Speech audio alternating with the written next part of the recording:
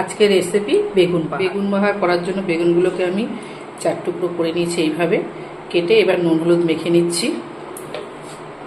দিয়ে দিচ্ছি স্বাদ মতো নুন, হলুদ,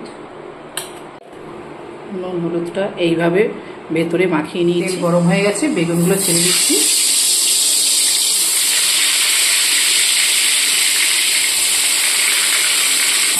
এবার উল্টে পাল্টে ভেজে নেব। বেগুন ভাজা হয়ে গেছে, তুলে নিচ্ছি এবার আমি।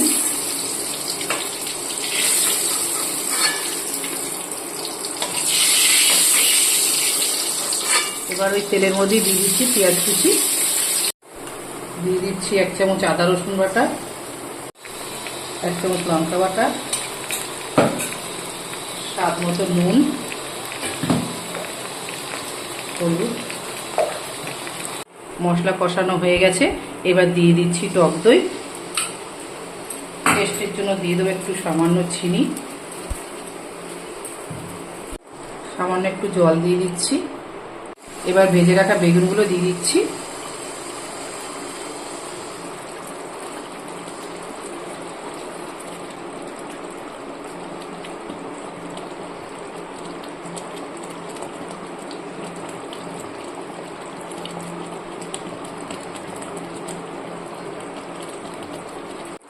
এবার 3টে কাঁচা লঙ্কা চেরা দিচ্ছি, দিয়ে তুলে নেব।